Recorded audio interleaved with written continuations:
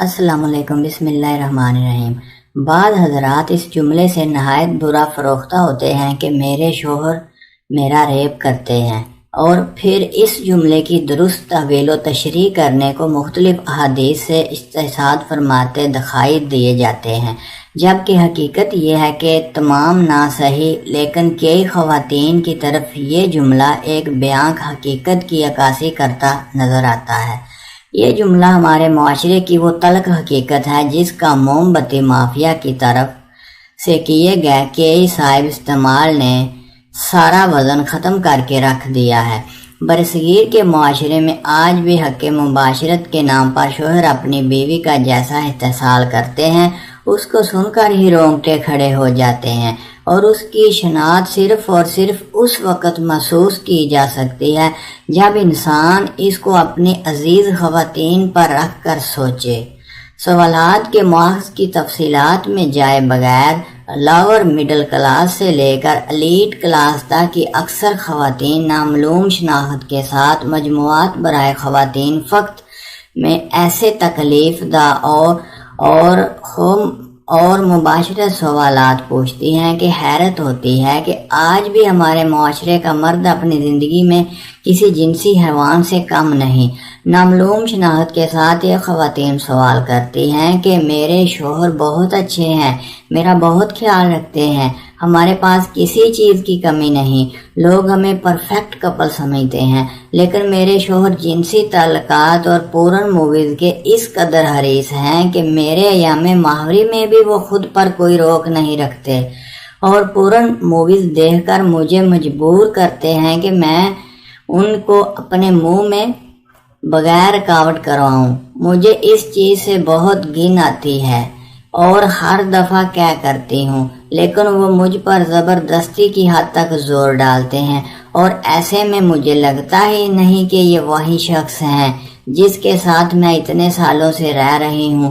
بتائیے میں کیا کروں؟ میرے ایام ماہوری کے دن آتے ہی میرے اوپر شدید خوف کی کیفیت طاری ہونے لگتی ہے، اور میں گھر سے باہر میکے یا کسی دوست کے ہاں رات گزارنے کا سوچنے لگ جاتی ہوں۔ ایک دوسری خاتون نامعلوم شناخت کے ساتھ سوال کرتی ہیں کہ ہمارے چوتھے بچے کی پیدائش کے بعد میرے شوہر زبردستی میرے ساتھ عملے قوم لوط کرتے ہیں، کیونکہ وہ کہتے ہیں کہ بچوں کی پیدائش کے بعد تمہاری مقام مخصوص میں وہ لذت نہیں رہی۔ میرے گھر میں گزرنے والی ہر رات میرے لیے خوف کا باعث ہوتی ہے کہ نہ جانے کس روز میرے شوہر کو طلقات زناشو کی خواہش بیدار ہو جائے اور وہ پھر مجھے اذیت و ذلت سے گزرنا پڑے۔ بتائیے میں کیا کروں؟ ایک لیڈی ڈاکٹر بتاتی ہیں کہ 2 سے 3 مہینے میں ایک دفعہ ان کے پاس ایسا کیس ضرور آتا ہے جہاں شادی کی پہلی رات کی دلہن کو صبح نہایت نازک حالات میں لایا جاتا ہے کہ ان کے میاں صاحب نے پہلی رات قابو نہیں ہوا، انہوں نے حیوانات کا مظاہرہ کرتے ہوئے زور و زبردستی کی اور بچی کو زخمی کر دیا، جبکہ میڈیکل معائنے کے بعد بعض دفعہ تشخیص ہوتا ہے کہ ایسی بچیاں ویجینل بلاکیج نامی ایک پیدائشی میڈیکل پر البم کا شکار ہوتی ہیں، جہاں ان کی نظام نہانی کا منہ بند ہوتا ہے اور بعد ازاں آپریشن کی اس کو کھول کر نارمل کیا جاتا ہے۔ بند منہ کے سبب دخول کی کوشش صرف تکلیف اور بلیڈنگ اور انفیکشن کا سبب ہی نہیں بن سکتی، بلکہ بعض حضرات جنسی خواہش میں اس قدر پاگل ہو رہے ہوتے ہیں کہ اس وقت کچھ سوچنے سمجھے سے معذور ہو کر اپنے جیون ساتھی کو نقصان پہنچانے سے بھی گریز نہیں کرتے۔ ایک خاتون سوال کرتی ہیں کہ میرے سسر مجھے بہت عجیب نظروں سے دیکھتے ہیں، لیکن ان کا گھر میں اتنا روب دب ہے کہ میری ہمت نہیں پڑتی کہ میں اپنی ساس اور شوہر کو کچھ کہہ سکوں۔ اپنی والدہ سے ذکر کیا تو انہوں نے کہہ دیا کہ ان کو اگنور کرو، ڈولی میں گئی ہوں، اب صرف آرتھی میں واپس آنا۔ ایک خاتون بتاتی ہیں کہ میری ساس بہت اچھی ہیں، میرا بہت خیال رکھتی ہیں، شادی کے 1 مہینے بعد میرے شوہر نے مجھے مارنا شروع کر دیا۔ میں نے اپنی ساس سے شکایت کی تو انہوں نے کہا کہ بیٹی یہ کوئی بڑی بات نہیں، برداشت کر لو۔ تمہارے سسر تو آج تک مجھ پر ہاتھ اٹھاتے آئے ہیں، لیکن پھر بھی دیکھو ہماری کتنی اچھی زندگی گزر رہی ہے۔ اور ایسے لاتعداد سوالات جن کو سن کر رونگٹے کھڑے ہو جاتے ہیں کہ تمام نہ صحیح لیکن ہمارے معاشرے کا ایک متعدد دبا طبقہ آج بھی کس قدر پست و ذہنیت کے ساتھ جی رہا ہے۔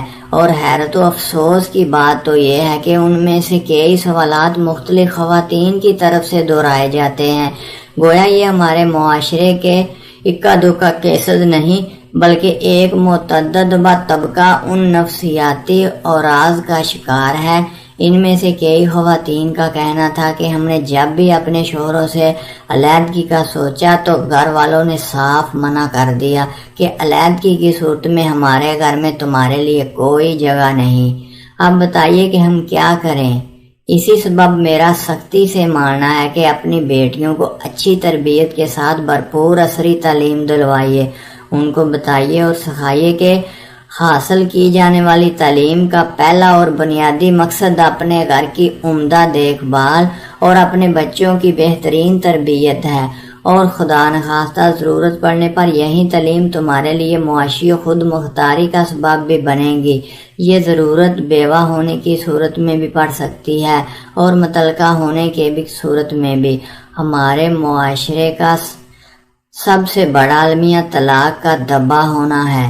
طلاق یقیناً ناپسندیدہ چیز ہے لیکن حرام قطعاً نہیں۔ اللہ انسانوں کے حوال اور فطرت سے سب سے زیادہ واقف ہے، اور اسی سبب اس نے انسانوں کے لیے طلاق کا راستہ کھلا چھوڑا۔ لیکن مقام افسوس کہ ہم انسانوں نے ہر دینی تعلیم کی طرح اس رخصت میں بھی تحریف کر کے اس کو غالب بنا چھوڑا۔ برصغیر پاک و ہند کے معاشرے میں ایک متعلقہ مرد کی شادی تو کسی کنوارے لڑکی سے ہو سکتی ہے، لیکن کسی کنوارے لڑکے کی شادی کسی متعلقہ عورت سے کرنے کے سوال پر ہی لڑکے کی ماں بہنوں کی غشی کے دورے پڑنے لگتے ہیں۔ عرب معاشرے میں پچھلے 1400 سالوں سے لے کر آج تک طلاق ایک عام سی چیز رہی ہے، اور متعلقہ لڑکیوں کی شادی اسی آسانی سے ہو جاتی ہے جس آسانی سے کنواری لڑکیوں کی شادیاں ہوتی ہیں۔ سیدنا طلحہ بن عبید اللہ رضی اللہ عنہ سے لے کر سیدنا علی و زبیر رضی اللہ عنہ تک نے اپنی بیویوں کو طلاقیں دی ہیں۔ سیدنا زبیر اور سیدنا اسماء بنت ابی بکر رضی اللہ عنہ میں طلاق ہوئی۔ سیدنا حسین رضی اللہ کی صاحبزادی سیدہ سکینہ بنت الحسین رضی اللہ عنہ نے بیوہ اور مطلقہ ہونے کے بعد یکے بعد دیگرے 5 سے زیادہ نکاح کیے، جس میں ان کا آخری نکاح 58 سال کی عمر میں ہوا۔ سیدنا علی بن الحسین رضی اللہ عنہ نے اپنی والدہ کا سلافہ کا نکاح خود کروایا۔ بقول ابن حجر اسقلانی بعض روایات میں آتا ہے کہ سیدنا ابو سفیان کا رضی اللہ عنہ کا انتقال پہلے ہو گیا تھا اور سیدہ ہند کا بعد میں ہوا، تو لوگ سیدنا معاویہ کے پاس کر ان کی والدہ کے رشتے کے لیے پیغام بھیجا کرتے تھے۔ تاہم کبھی قول سیدنا ہند رضی اللہ عنہ کے پہلے وفات پا جانے کا ہی ہے، لیکن ہمارے ہاں طلاق کو ایک گالی بنا کر اپنی بیٹیوں اور بہنوں کو سسرال کے رحم و کرم پر چھوڑ دیا جاتا ہے۔ جہاں ان کی جائز طرفداری و حمایت کی جانی چاہیے، وہاں بھی صبر و برداشت کے نام پر ظلم پر خاموشی اختیار کرنے کو ترجیح دی جاتی ہے۔ ہماری بچیاں جنسی حیوانوں کے ساتھ زندگی گزارنے پر مجبور ہو جاتی ہیں، کیونکہ ان کو کہہ دیا جاتا ہے کہ ڈولی میں جا رہی ہو، ہوارتھی میں آنا۔ اس ہندوستانی معاشرے نے دین کی طرف ہماری زندگی خانگی زندگیوں کو بھی تباہ کر کے رکھ دیا ہے۔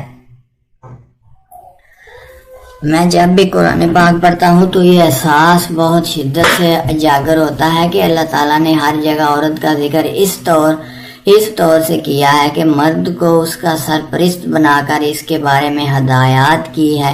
یاد رکھیے، سرپرست پر سب سے زیادہ ذمہ داری عائد ہوتی ہے۔ آپ کی بہن، بیٹی، بیوی اور ماں پر ہونے والے ظلم کے لیے آپ اللہ کے ہاں جواب دہ ہوں گے۔ اللہ اپنی ذمہ داریوں کو سمجھنے کی توفیق عطا فرمائے۔ اپنی بچیوں کو تعلیم دلوائیے، ان میں صحیح و غلط کا شعور پیدا کرنے کے ساتھ ساتھ ان کو صبر و تحمل کے مظاہرے اور ظلم کے برداشت کرنے میں فرق و تمیز بھی سکھائیے۔ ان کو بتائیے کہ اپنی خانگی زندگی کے سکون کے لیے صبر و تحمل کو اپنا شیوا ضرور بنائیں، لیکن جہاں بھی ظلم نظر آئے اس کو قطعی برداشت نہ کریں۔ ان کو یہ احساس و تحفظ دیجیے کہ ظلم کی صورت میں آپ ان کے ساتھ کھڑے ہیں۔ اگر آپ کو ویڈیو اچھی لگے تو پلیز چینل کو سبسکرائب کر دیجیے گا۔